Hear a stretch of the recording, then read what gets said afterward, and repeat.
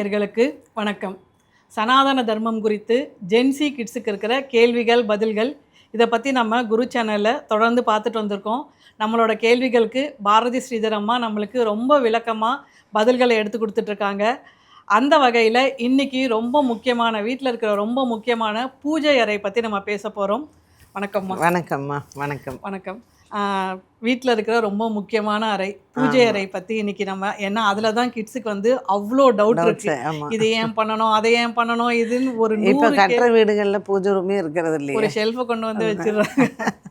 First பூஜை அறை எந்த இடத்துல இருக்கணும்மா ஒரு வீட்டில்? ஏன்னா நாங்கள் வந்து வாஸ்து பார்த்து கட்டணும். ஸோ இங்கே இருந்தால் நல்லது அப்படின்னு சொன்னாங்க. ஜென்ரலாக பூஜை அறை வந்து பிரம்மஸ்தானத்தில் வைப்பாங்க, வீட்டினுடைய மத்திய பகுதி. ஓகே. அப்போ நம்ம வந்து ஒரு இண்டிவிஜுவல் வீடுன்னா நம்ம அந்த மாதிரி பார்க்கலாம். இப்போ வந்து உங்களுக்கு பாதி ஃப்ளாட்ஸு அப்படிங்கும்போது பில்டர்ஸே வந்து வாஸ்து பார்த்துட்றாங்க. பார்த்துட்டு அவங்களே என்ன பண்ணுறாங்க, நீங்கள் பரவாயில்ல நார்த் ஃபேஸிங் வச்சுக்கோங்க, அந்த மாதிரி அவங்களே சில டெசிஷன்ஸ். ஏன்னா எல்லாருக்கும் ஈஸ்ட் ஃபேஸிங் பண்ண முடியாது, அந்த வால் இதெல்லாமே வந்து ப்ராப்ளம் வரும்.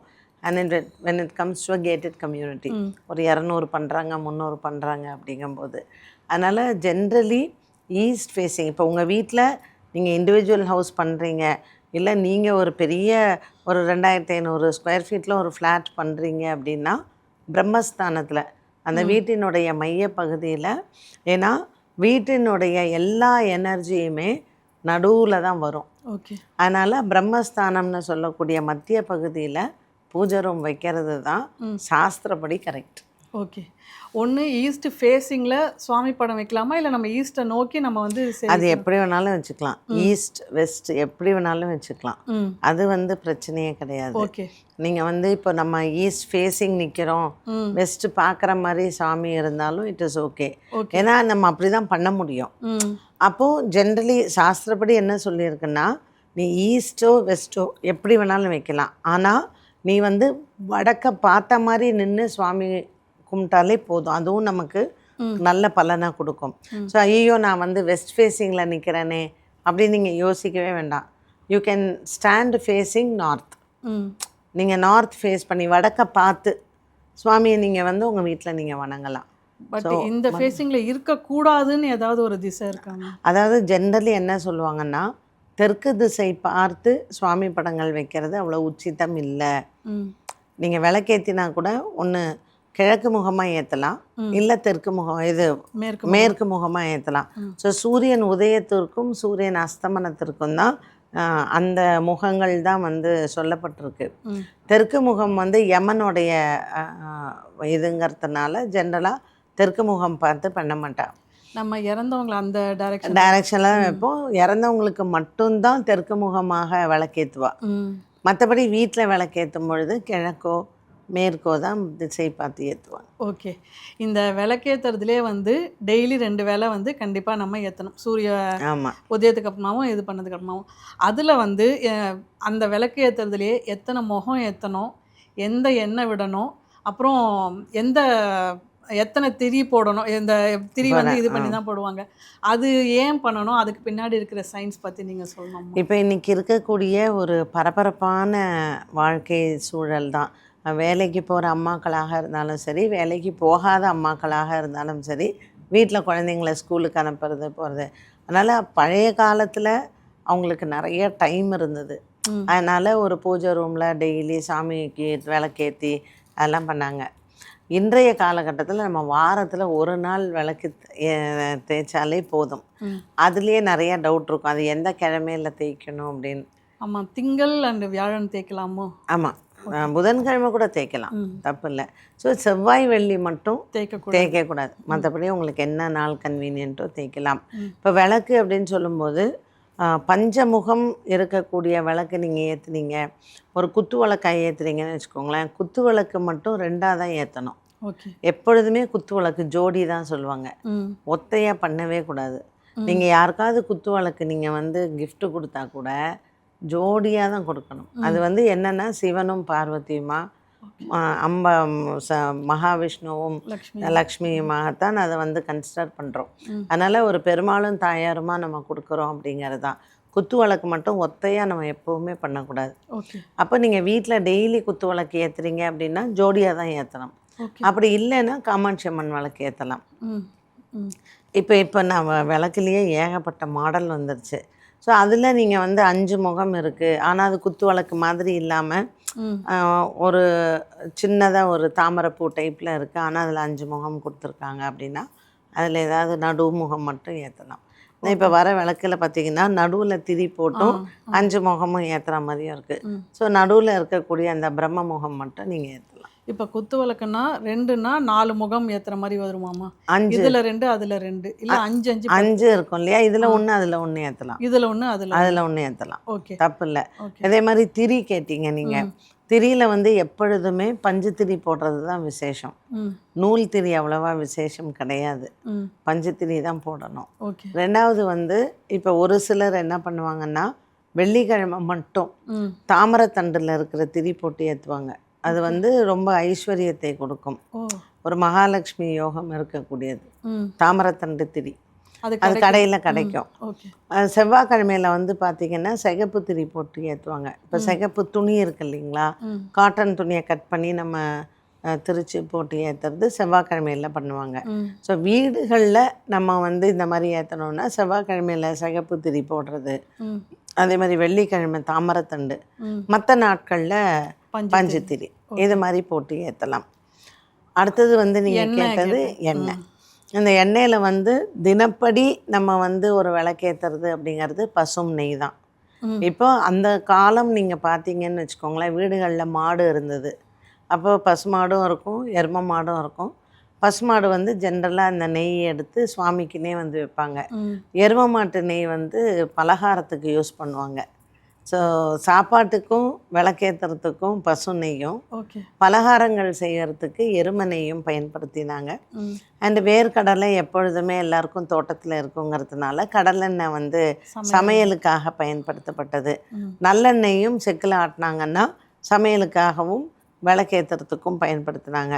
ஸோ விளக்கேற்றுறதுக்குன்னு ரொம்ப உச்சிதம் பெஸ்ட்டு அப்படின்னு பார்த்தீங்கன்னா நெய் தான். அதற்கு அடுத்தது வர்றது நல்லெண்ணெய், அதுக்கு அடுத்து வர்றது இழுப்பெண்ணெய். இந்த இழுப்பெண்ணெயும் வீட்டுக்கு ரொம்ப நல்லது. ஸோ 3ம் கலந்தும் ஏற்றலாம். ஓகே. இது வந்து 24 மணி நேரமும் இருக்கணும் அப்படின்னு ஏதாவது ஒரு ஐதீகம் இருக்குமாமா? அந்த இது வந்து என்னன்னு கேட்டிங்கன்னாம்மா, சாஸ்திரம்னு ஒன்று இருக்குது, சம்பிரதாயம்னு ஒன்று இருக்குது. ஸோ சாஸ்திரப்படி விளக்கேற்றணும். உன் வீட்டு சம்பிரதாயம் என்னவோ, நீ வந்து அணையா விளக்கு உங்கள் வீட்டில் சம்பிரதாயம்னா நீங்கள் அணையா விளக்கேற்றலாம்.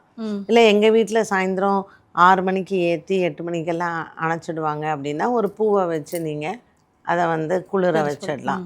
கார்த்தாலையும் 6 மணிலேருந்து 8 மணி வரைக்கும் எரிஞ்சால் கூடயும் போகிறோம், நீங்கள் குளிர வச்சிடலாம். இது சம்பிரதாயங்கிறது ஒவ்வொருத்தருடைய வீட்டு வழக்கம். சாஸ்திரம்ங்கிறது எல்லாருமே விளக்கேற்றணுங்கிறது. அதனால் சாஸ்திரம் வேறு, சம்பிரதாயம் வேறு. இப்போ என் வீட்டில் ஒரு வழக்கம் இருக்கும், உங்கள் வீட்டில் ஒரு வழக்கம் இருக்கும். எங்கள் வீட்டில் வந்து 24 hours சரியா வேண்டான்னு சொல்லுவோம். பட் எல்லாரும் கண்டிப்பாக அதை தான் ஃபாலோ பண்ணணுங்கிறது கிடையவே கிடையாது. பட் அந்த விளக்கு ஏன் ஏற்றணும்னு ஒரு கேள்வி வருது இல்லைம்மா? அந்த விளக்கு ஜென்ரலாங்க சயின்ஸ் படி பார்த்தீங்கன்னா ஒரு இடத்துல வந்து ஒரு பாசிட்டிவ் எனர்ஜின்னு ஒன்று இருந்தால் ஒரு நெகட்டிவ் எனர்ஜிங்கிறது கண்டிப்பாக இருக்கும். ஸோ எவ்வளோ தூரம் ஒரு பாசிட்டிவ் எனர்ஜி அதில் அக்யூமுலேட் ஆகுது, எவ்வளோ தூரம் ஒரு நெகட்டிவ் எனர்ஜி அக்யூமுலேட் ஆகுதுன்னு இருக்குது. இப்போ என் எண்ணம் எப்படி இருக்கோ அந்த இடத்துல அப்படி தான் இருக்கும். நான் வந்து ஒரு நல்ல மனசோடு இருக்கேன்னு வச்சுக்கோங்களேன், definitely I will carry a positive energy there. அப்போது சுவாமி நம்ம ஒரு பிரம்மஸ்தானத்தில் வீட்டினுடைய ஒரு மையப்பகுதியில் ஒரு விளக்கேற்றுறோம். அப்போ அந்த இடத்துல ஒரு ஜோதி இருக்குது. It gives light to that place. இருளாக இல்லாமல் இருக்கும். அப்போ டெய்லி நீ ஒரு மந்திரத்தை அந்த இடத்துல சொல்லிகிட்டே இருக்கும்போது there is so much of positivity in that place. அப்போ அது ஸ்ப்ரெட் ஆகும் இல்லையா வீட்டில். அப்போ நம்ம வந்து சயின்ஸ் படி சொன்னோம்னா ஒரு ஆரான்னு சொல்கிறோம். ஸோ உன் வீட்டுக்கு நீ ஒரு ஆரா க்ரியேட் பண்ணணும்னா கண்டிப்பாக அதில் லைட் இருக்கணும். உலகத்துக்கே வெளிச்சம் தர்றது சூரியன் தான் இல்லையா? அப்போ நம்ம வீட்டுக்கு ஒரு ஒளிங்கிறது கண்டிப்பாக இருக்கணும். அது நீங்கள் எந்த சாயந்தரம் 6 மணிக்கு ஏற்றினாலும் சரி, 5 மணிக்கு ஏற்றினாலும் சரி, பட் அந்த பிளேஸில் நம்ம ஒரு தெய்வ வழிபாடு ஒரு இடத்துல செய்கிறோம் அப்படின்னா, இப்போ கிறிஸ்டின்ஸுமே வந்து பார்த்திங்கன்னா ஒரு கேண்டில் லைட் ஏற்றுறாங்க. ஸோ விளக்கு ஒளி அப்படிங்கிறது வந்து இட் ஸ்ப்ரெட்ஸ் லைட். அண்ட் அந்த இடத்துல நம்ம ஒரு எந்த ஒரு தெய்வத்தை வழிபட்டாலும் அந்த இடத்துக்கான ஒரு பாசிட்டிவிட்டிங்கிறது கண்டிப்பாக இருக்கும். ஓகே. அப்புறம் இந்த பூ வைக்கிறதுன்றது இருக்கு இல்லையாம்மா, சாமிக்கு வந்து டெய்லியுமே நம்ம பூ மாற்றி வைப்போம். அதில் வந்து இப்போ பார்த்தீங்கன்னா நிறைய சாமந்தியே அந்த ஸ்மெல் இல்லாமல் இருக்குது, நிறைய வாசனை இல்லாத பூக்கள் இருக்குது. எந்த மாதிரி பூக்கள் டெய்லி வைக்கலாம், எது வைக்கக்கூடாது, ஏன் வைக்கணும் அப்படிங்கிற கேள்விக்கு அதாவது ஜென்ரலாக நீங்கள் பார்த்தீங்கன்னா வீடுகள்லேயே நம்ம செடிகள் வளர்க்குறோம். அப்போ நம்ம ஒரு காசுக்கு கொடுத்து ஒன்று வாங்கி வைக்கணும் அப்படிங்கிறதெல்லாம் இல்லவே இல்லை. பிள்ளையார் இருந்தாருன்னா வீட்டில் இருக்கிற ஒரு அருகம்புல்லை எடுத்து வச்சிடுறோம், பெருமாளுக்கு ஒரு துளசியை வைக்கிறோம், சிவனுக்கு ஒரு வில்வத்தை வைக்கிறோம். ஸோ இதை தவிர்த்து இப்போ வில்வம் எல்லார் வீட்லேயும் இருக்காது. ஸோ சிவனுக்கு ரொம்ப உகந்தது வந்து பார்த்திங்கன்னா நந்தியாவட்டை. நந்தியாவட்டை ஜென்ரலாக எல்லா இடத்துலையும் வளரக்கூடியது தான். அது சந்திரனுக்கு உண்டான விருட்சம் அது. அதனால் பொதுவாக வீட்டில் எல்லாருமே வந்து நந்தியாவட்டை பூவை வைப்பாங்க. செம்பருத்தி ரொம்ப விசேஷம். நீங்கள் பார்த்தீங்கன்னா செம்பருத்தி இல்லாத வீடே கிடையாது, எல்லார் வீட்லேயும் இருக்கும். அதே மாதிரி அந்த அடுக்காக இருக்கும், விருட்சின்னு சொல்லுவோம், அதை இட்லி பூன்னு சொல்லுவாங்க. விருட்சி வந்து ரொம்ப விசேஷம் சுவாமிக்கு வைக்கிறது. பவழமல்லி ரொம்ப விசேஷம். அதனால் நீங்கள் இதெல்லாம் மருதாணி இருந்ததுன்னா மருதாணி பூ வைக்கலாம். நிறைய வீட்டில் பார்த்தீங்கன்னா மகிழ மரம் இருக்கும், மகிழம்பூ வைக்கலாம். அதனால் நீங்கள் ஐயோ திங்கக்கிழமையில் மல்லி தான் வைக்கணும், செவ்வாய்க்கிழமையில் அரளி தான் வைக்கணும் அப்படிலாம் கிடையவே கிடையாது. உங்கள் வீட்டில் என்ன இருக்கும் அதை நீங்கள் டெய்லியே வைங்க. ஆனால் கண்டிப்பாக ஒரு பூ நம்ம வந்து சுவாமிக்கு கொடுக்குறோம் அப்படிங்கிறதுக்கும் ஒரு காரண காரியம் வச்சுருந்தாங்க. ஏன்னா கிருஷ்ணர் வந்து பகவத்கீதையில் சொல்கிறார், எனக்கு ஒன்றும் பெருசாக நீ எதுவுமே பண்ண வேண்டாம், ஒரு டம்ளர் தண்ணி வை, பத்திரம் வந்து நீ துளசியை வை, ஒரு பழம் வை போகிறோம்.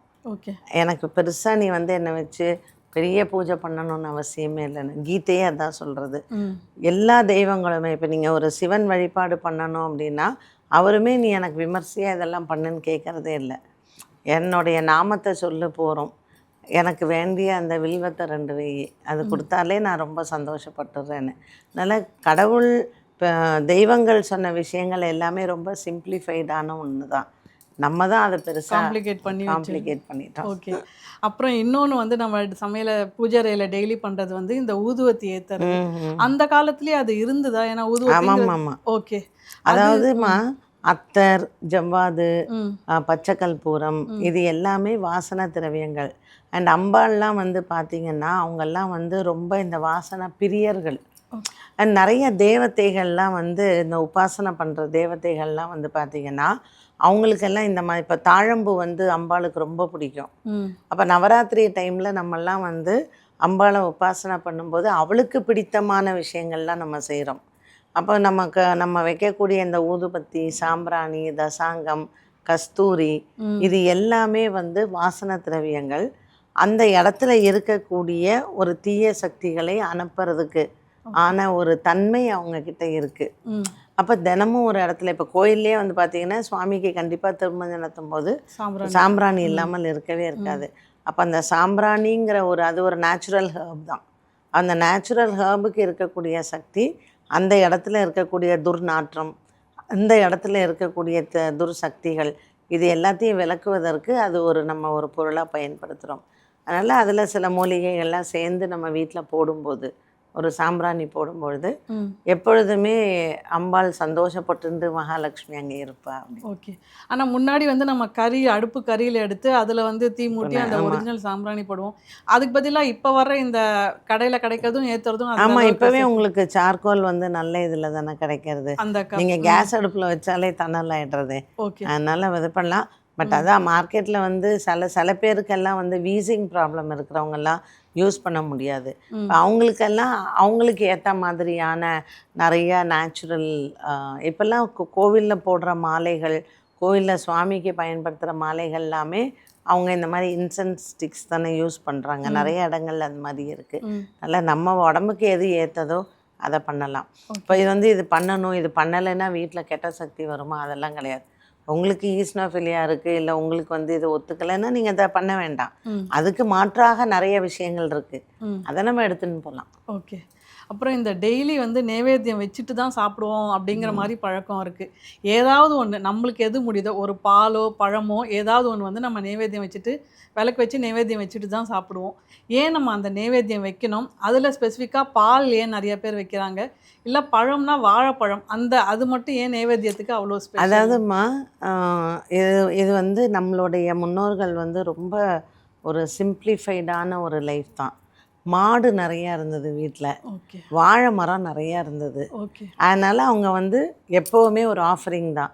இப்போ நம்ம வந்து இப்போ அப்பா அம்மாலாம் நமக்கு பித்ருவாக இருக்கான்னா கண்டிப்பாக ஃபோட்டோ கிட்ட நம்ம ஒரு விளக்கேற்றி வச்சு அவங்களுக்கு பிடிச்சதுன்னு வைக்கிறோம். ஸோ நம்மளை படைத்த இறைவனுக்கு நம்ம ஒரு நன்றி செலுத்துவது தான். இப்போ நீங்கள் வைக்காட்டாலும் கடவுள் வந்து கேட்க போகிறதில்ல, நீ ஏன் எனக்கு பால் வைக்கலையான்னு. இப்போ நம்ம முன்னாடி வந்து என்ன பண்ணுவாங்க, இந்த பாலை வியாபாரம் பண்ணுவாங்க. அப்போ ஒரு வியாபாரம் பண்ணுறதுக்கு முன்னாடி அந்த மாடு நல்லா இருக்கணும், நமக்கு அந்த மாடு வந்து நல்லா பால் கறக்கணும். இப்போ இறைவனுக்கு டெய்லி இப்போ கோவில் பக்கத்தில் இருந்ததுன்னா சுவாமிக்கு அபிஷேகத்துக்கு கொடுப்பாங்க. அது வழக்கமாகவே வச்சுருந்தாங்க. ஏதோ ஒன்று சுவாமிக்கு ஒரு ஆகாரம் அப்படிங்கிறது வைக்கணும்னு. கொஞ்சம் வயசானவங்க என்ன பண்ணுவாங்க, வீட்டில் நம்ம வந்து சாதம் பண்ணோம் கண்டிப்பாக ஃபஸ்ட்டு சுவாமிக்கு தான் வைக்கணும்னு. அதே மாதிரி நீங்கள் பார்த்தீங்கன்னா அந்த சாதம் வைக்கும்போது கூட வெறும் அரிசி போட்டு வைக்க மாட்டாங்க, பருப்பும் கொஞ்சம் நெய்யும் போட்டு வைப்பாங்க. ஏன்னா எதுவுமே நம்மளுடைய ஹிந்து இதில் எடுத்துட்டேன்னா தனிப்பட்ட இப்போது அதை பார்க்கும்போது சிவனும் பார்வதியுமாக தான் பார்ப்பாங்க, பெருமாள் தாயாராக தான் பார்ப்பாங்க. எதையுமே தனித்து பார்க்குறதே கிடையாது. அதை இணைத்து தான் பார்க்கறது குடும்பத்துக்கு நல்லது, ஆரோக்கியத்திற்கு நல்லது அப்படின்னு. அதனால் அந்த ஒலை பொங்கும்போது கூட ஒரு சொட்டு நெய் விட்டு அதான் போடுவாங்க. ஒரு சிலர் வந்து உப்பு சேர்ப்பாங்க, உப்பு சேர்த்து சாதம் வடிக்கிற வழக்கம் ஒரு சிலருக்கு உண்டு. ஸோ நீங்கள் அன்னம்ங்கிறது நமக்கு அது மகாலட்சுமி மாதிரி தான் இல்லையா? அதனால் இந்த அன்னபூர்ணி வந்து வீட்டில் நித்தியவாசம் பண்ணணுங்கிறதுக்காக அவளோட சேர்ந்து ஏதாவது ஒன்று அரிசியோடு சேர்த்து ஏதாவது ஒன்று கண்டிப்பாக போடணும். அதனால் நெய்வேத்தியம் பண்ணும்போது சாதம் நெய்வேத்தியம் பண்ணுறது. ஓகே. சில வீடுகளில் வந்து பார்த்திங்கன்னா தயிர் வைப்பாங்க, பாலுக்கு பதிலாக தயிர் வைப்பா. அது அவளுடைய தயிர் வியாபாரம் பண்ணுறவா தயிர் வைப்பா. அண்டு நிறைய வீடுகளில் வந்து அப்போல்லாம் வந்து எல்லாருக்குமே வயல் தானே இருந்தது. ஸோ காய்கறிகள் என்ன இருக்கோ அந்த காய்கறிகளை கொண்டாந்து வைக்கிறது. அந்த மாதிரி ஒவ்வொருத்தர் அவங்கவுங்க வீடு, எனக்கு என்ன நீ கொடுக்குறியோ, எனக்கு என்ன இருக்கோ அதை நான் உனக்கு கொடுக்குறேன் அப்படின்னு. அதனால் it is a way of thanking தான். அதனால் ஒரு கடவுளுக்கு நன்றி சொல்கிறது, இயற்கைக்கு நன்றி சொல்கிறது. ஸோ நன்றி சொல்லக்கூடிய விதத்தில் நம்ம வந்து தெய்வத்தை ஒரு கருவியாக பயன்படுத்துகிறோம். அதை நமக்கு வந்து ஒரு டிசிப்ளினாக கொண்டு வந்தாங்க. அண்ட் பரம்பரையாக இப்போ குழந்தைங்க வந்து பார்க்குறது அம்மா என்ன பண்ணுறா அப்படின்னு அடுத்தது அவங்க செய்வாங்க. வேற என்ன, அந்த குழந்தைங்களுக்கு சின்ன வயசுலேருந்தே நம்ம சாப்பிட்றதுக்கு முன்னாடி கண்டிப்பாக இறைவனுக்கு அதை அர்ப்பணிக்கணும் அப்படிங்கிறது தான். அப்புறம் இந்த கற்பூரம் ஏற்றுறது பற்றி, அந்த காலத்தில் கற்பூரம் இருந்துதா? ஏன்னா இப்போ நிறைய இடத்துல கோவில் எல்லாமே கற்பூரம் ஏற்றாதீங்க, நெய் விளக்கு காமிச்சிருங்க அப்படின்னு போட்டிருக்காங்க. ஸோ கற்பூரம் தான் ஏற்றணுமா, இல்லை இந்த நெய் விளக்கு போதுமா? அதனோட இது என்ன? அந்த சில பேர் கற்பூரம் சொல்லுவாங்க, அது எரிஞ்சு இதாகிற மாதிரி நம்மளோட இதெல்லாம் போயிடணும் அப்படிங்கிற மாதிரிலாம் நான் கேள்விப்பட்டிருக்கேன். ஒவ்வொரு மூலிகைக்கு இப்போ நம்ம சாம்பிராணி பற்றி பேசினோம், ஒவ்வொரு மூலிகைக்குமே ஒரு தன்மை உண்டு. இப்போ நீங்கள் சாம்பார் வைக்கிறீங்க அப்படின்னா கண்டிப்பாக அதில் பச்சை மிளகா போடுறோம், அதில் கடுகு தாளித்து கொட்டுறோம். வெறுனா கூட சாம்பாரை வச்சுட்டு போகலாம்ல, ஏன் இது எல்லாமே நம்ம பண்ணுறோம்? அப்போ அதுக்கான சுவையை அது கொடுக்கும், கொதிக்கும் போது ஒரு வாசனை வரும், அந்த அரோமாக்கு அது டேஸ்ட்டுக்கு அது இது மாதிரியெல்லாம் நம்ம ஆட் பண்ணுறோம். நம்ம சாப்பிடக்கூடிய ஒரு விஷயத்திற்கே நம்ம இவ்வளோ பார்க்கும்பொழுது நம்மளை நல்லா வச்சுருக்கக்கூடிய தெய்வத்திற்கு நிறைய விஷயங்கள் நம்ம பார்க்குறோம் இல்லையா? அதனால் இந்த கற்பூரம் அப்படிங்கிறது இயற்கையாக வரக்கூடியது. இதுக்கு வந்து பார்த்திங்கன்னா புதன் வந்து ஆதிக்கம்னு சொல்லுவாங்க கற்பூரம். அண்ட் பெருமாள் கோயிலெல்லாம் பச்சை கற்பூரம் இல்லாமல் இருக்கவே இருக்காது. அங்கே போனாலே அந்த வாசனை தான். இன்றைக்கும் திருப்பதி போனோன்னா நம்ம அந்த வாசனை விடவே விடாது. ஸோ கற்பூரத்துக்குன்னு ஒரு தன்மை உண்டு. அது சில தீய சக்திகளை எடுக்கிறதுக்கு, சில துர்நாற்றங்களை எடுக்கிறதுக்கு, இதுக்கு எல்லாமே கற்பூரத்திற்கு ஒரு சக்தி உண்டு. அப்போ அது கெமிக்கல், ஒரு நம்ம அது காற்றில் பரவும் போது ஒரு கெமிக்கல் ரியாக்ஷன் கண்டிப்பாக இருக்கும். அது நம்மளுடைய வீடுகளுக்கும் நமக்கும் அது ரொம்ப நல்லது. இப்போ நமக்கே வந்து சுற்றி போடுறதுக்கு கற்பூரம் யூஸ் பண்ணுறோம். இப்போ கோவில்களில் வந்து நம்ம கற்பூரம் காமிக்கிறோம் அப்படின்னு சொன்னால் அந்த சுவாமிகிட்டேருந்து நம்மள்கிட்ட வரும்போது நமக்கு அது ஒரு நல்ல கனெக்ஷனே அதுதான் வரதுங்கிறது. ஸோ கற்பூரம்ங்கிறது ஒரு தெய்வத்துக்கு உகந்த ஒரு வஸ்து, அது ஒரு பொருள். அது பச்சை கற்பூரம்ங்கிறது இன்னும் ஒஸ்தி, ஓகே. அது விலையும் ஜாஸ்தி பச்சை கற்பூரங்கிறது. அதனால் கோவில்களில் நிறைய இந்த மாதிரி ஃபயர் ஆக்சிடெண்ட்டு அது இதுன்னு வர்றதுனால அதுவும் மக்கள் கூட்டம் ரொம்ப ஜாஸ்தியாக இருக்குது. நம்ம மக்கள் சொன்னதையும் கேட்க மாட்டேங்கிறாங்க. அதனால் நிறைய விஷயங்கள் மாற்றிட்டாங்கன்னு வச்சுக்கோங்களேன். வீடுகளில் நம்ம கண்டிப்பாக அந்த கற்பூரங்கிறது சுவாமிக்கு ஏற்ற தான் செய்யணும். சுவாமிக்கு கற்பூரம் ஏற்றி நம்ம நமஸ்காரம் பண்ணோன்னா தான் அது முடிஞ்சது, பூர்த்தியாச்சு அப்படிங்கிறது. நெய் ஆர்த்தியும் எடுக்கலாம். இப்போ நீங்கள் வந்து செவரெல்லாம் ரொம்ப கறி பிடிக்கிறது அப்படிங்கும்போது நீங்கள் நெய்யார்த்தி எடுக்கலாம். பட் நெய்யார்த்தி எடுத்தால் கூட தான் அந்த இடத்துல சில புகைகளில் கருப்பு வரத்தான் செய்யும். நம்ம இஷ்டம்தான் அப்படின்னா. பட் எனக்கு தெரிஞ்சு சாஸ்திரப்படிக்கு ஒரு கற்பூரம் வாரத்துக்கு ஒரு தடவையாவது நம்ம சன்னதியில் ஏற்றணும். ஓகே. இந்த கற்பூரமுடைய அசோசியேட் ஆனது இந்த மணி இருக்கு இல்லையா? ஆமாம். அது நம்மளுக்கு அது கேட்கும்போதே தெரியுது, ஒரு பாசிட்டிவ் வைப் வருது அந்த மணி சவுண்டு கேட்கும்போது. அது எப்படி வந்ததுமா அந்த இது நம்ம பழக்கம்? நம்மளுக்கு அதாவது கோவிலில் வந்து எப்போவுமே சுவாமிக்கு வந்து ஒரு தலிகை ஆகட்டும், இல்லை சுவாமிக்கு வந்து அந்த ஒரு கால பூஜைக்குமே மணி அடிப்பாங்க. அப்போ அந்த மணியினுடைய ஒலி எப்படின்னு கேட்டீங்கன்னா, அது நமக்கு வந்து ஹெல்த்துக்கு வந்து ரொம்ப நல்லது ஒன்று. ரெண்டாவது வந்து சயின்டிஃபிக்காக பார்க்கும்போது அதில் அந்த ஒரு ஓம் அப்படிங்கிற ஒரு சவுண்டும் வரும் அதில் நம்ம அடிக்கிறச்சவே. இந்த வெங்கலத்தில் வந்து அந்த கணீர்னு ஒரு சத்தம் வரும்பொழுது அதில் ஒரு பெரிய எனர்ஜி வந்து வரும். அப்போ அந்த அளவுக்கு நம்ம வீட்டில் இல்லாட்டாலும், நம்ம வீடுங்கிறது ஒரு சின்னது, அங்கே நம்ம கையில் வந்து ஒரு மணியை அடித்து நம்ம சுவாமிக்கு நெய்வேத்தியம் பண்ணும்போதோ கற்பூர ஆர்த்தி பண்ணும்போதோ நமக்கு ஒரு உடம்புல சோம்பேறித்தனம் இல்லாமல் இருக்கும். இப்போ நீங்கள் பார்த்தீங்கன்னா ஒரு பூஜையெல்லாம் பண்ணும்போது இட் டேக்ஸ் லாங் டைம். ஒரு 1/2 hour 1 hour ஆகிடும். You become tired. அப்போ நம்ம அந்த பூஜை முடிகிற டைமில் அந்த மணி அடிக்கும்போது நமக்கே ஒரு அந்த தூக்கம்லாம் போய் ஒரு பிரிஸ்க் ஆகிடுவோம். அந்த அந்த இடத்துல சின்ன குழந்தைங்கள்ட்ட தான் கொடுப்பாங்க, ஏன்னா அவங்க தான் வேகமாக அடிப்பாங்க அப்படின்னு சொல்லிட்டு. அதனால நம்ம அலர்ட்டாக இருக்கிறதுக்கு ஒன்று.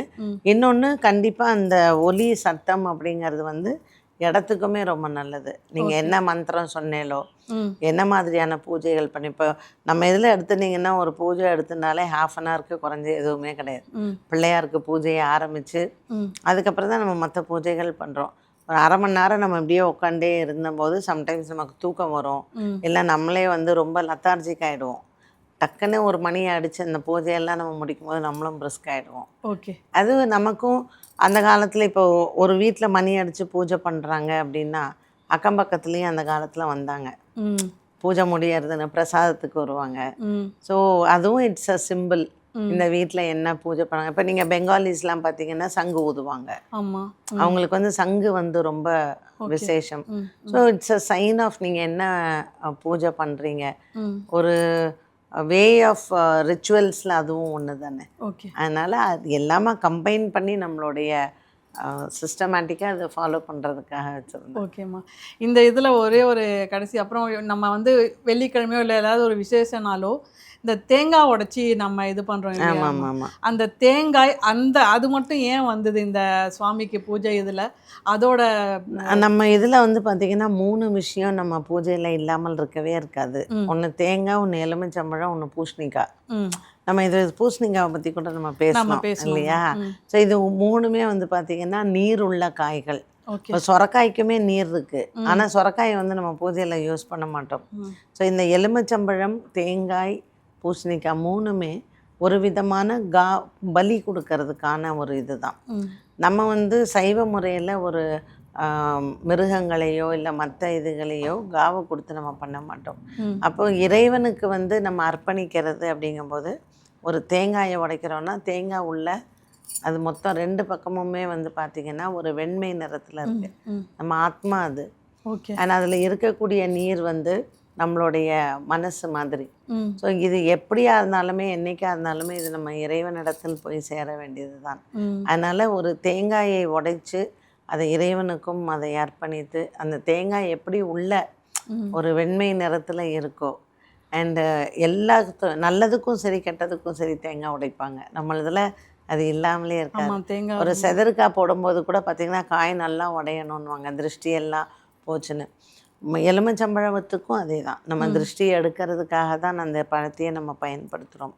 பூசணிக்காவையுமே அதே மாதிரி தான். ஸோ எந்த நீர்க்காயுமே நம்ம உடைக்கும் பொழுது நம்மளுடைய மனசில் இருக்கக்கூடிய ஈகோ, நான் தான் பெரியவன், இறைவன் தான் பெரியவன்.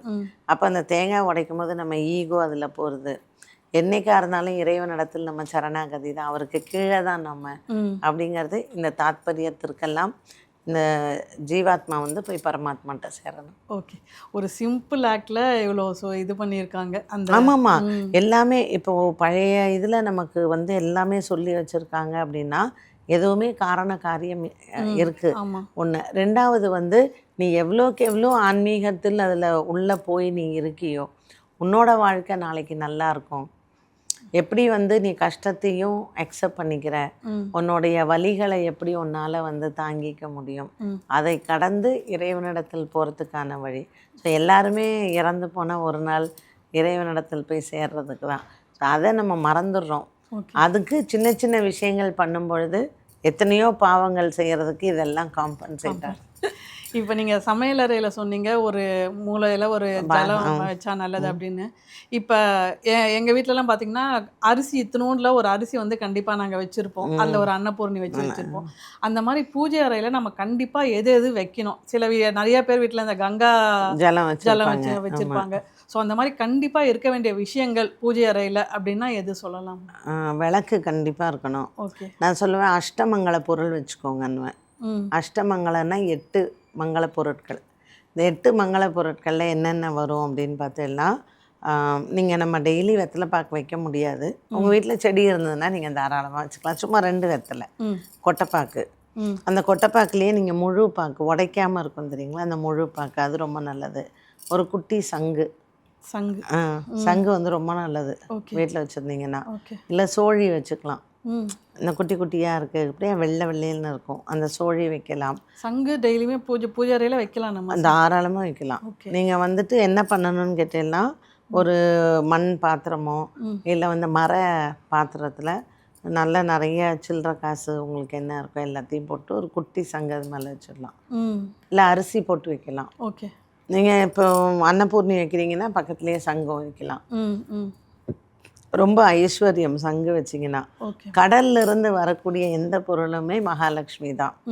அதனால் வெண்மை நிறத்தில் இருக்கிற சங்கு, வெத்தலை, கொட்டைப்பாக்கு, புஷ்பம், கண்டிப்பாக ஒரு செம்பில் தண்ணி, விளக்கு, மஞ்சள், குங்குமம், இது எல்லாமே மங்கள பொருள் கண்டிப்பாக இருக்கணும். இது எல்லாமே ஒரு நம்ம சுவாமிக்கு தீபம் ஏற்றுறோம் அப்படின்னா இது எல்லாமே அங்கே இருக்கக்கூடிய பொருள் தான்.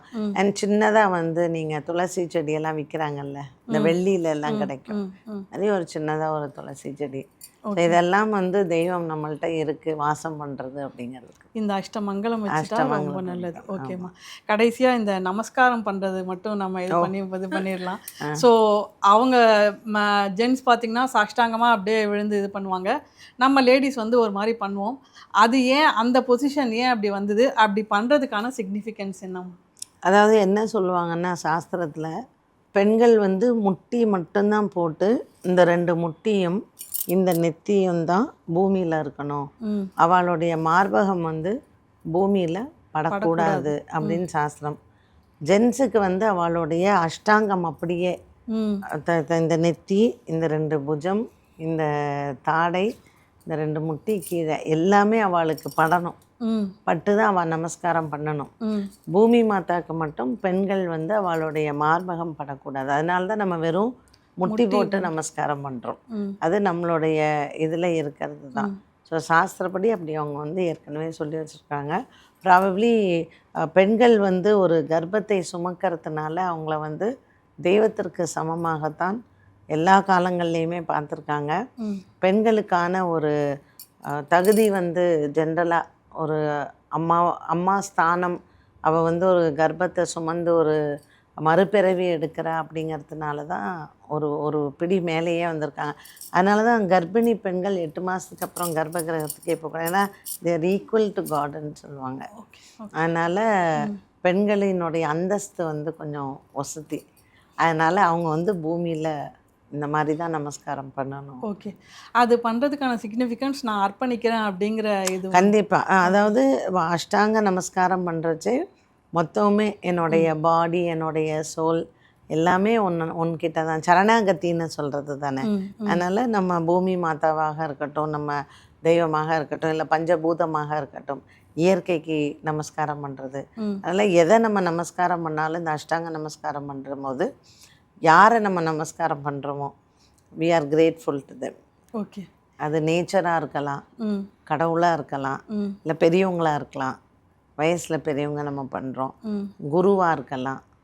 யாரை நம்ம நமஸ்காரம் பண்ணாலும் இந்த வேலை பண்ணுறது சரணாகதி அடையும். இப்போ மென் வந்து இப்படி திருப்பி பண்ணுறது வந்து அவங்களோட இந்த பார்ட்டும் பூமியில் படணுங்கிறது. படணும், ஆமாம். இதுலேயே நமஸ்காரம் பண்ணுறதுல ஒவ்வொரு இதில் நான் ஏற்கனவே சொன்ன மாதிரி சம்பிரதாயங்கள் மாறும். ஓகே. அதனால் அவங்கவுங்க சம்பிரதாயப்படி எப்படி பண்ணுறாங்களோ அது அவங்களோட. ஓகேம்மா. இங்கே பூஜை அறையிலையும் ஒரு விளக்கு வந்து 24 மணி நேரமும் இருக்கிறது இருக்கிறது அவங்கவுங்களுடைய இஷ்டம்தான்.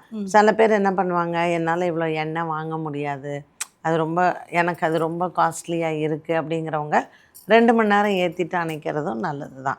ஸோ இது அவங்களுடைய எக்கனாமிக் கண்டிஷனை பொறுத்து தான். கண்டிப்பாக நீ 24 ஹவர்ஸ் விளக்கேற்றணும்னு யாரும் சொல்லலை. சூரிய உதயம் சூரிய அஸ்தமனம் ரெண்டும் நமக்கு முக்கியம். அப்போது இயற்கை வழிபாடை தான் நம்மளுடைய முன்னோர்கள் வந்து கடைப்பிடிச்சாங்க. நம்ம இயற்கைக்கு நன்றி சொல்கிற விதத்தில் தான் நம்ம விளக்கேற்றுறோம். அதில் சூரிய பகவான் தான் பிரதானம் ஃபஸ்ட்டு. இப்போ அவருடைய உதயம் அவருடைய அஸ்தமனம் முக்கியம். அந்த டைமில் நம்ம விளக்கேற்றி ஒரு 1/2 அன் ஹவர் எரிஞ்சால் கூட போகிறோம். ஓகே, தாராளமாக. சாரிம்மா, நான் நிறைய கொஸ்டின்ஸ் என்ன கேட்கறதுனால இல்லை, பூஜை ரூமோடைய கொஸ்டின் மட்டும் அதுக்கு ஒரு எண்டே கிடையாது. ஓகே. அண்டு இப்போ நிறைய பேர் வீட்டில் இந்த ஷெல்ஃப் வச்சுருக்கும் போது நைட்டு வந்து அந்த கதவை மூடிட்டு தான் வந்து தூங்குறதுக்கு போகிறாங்க.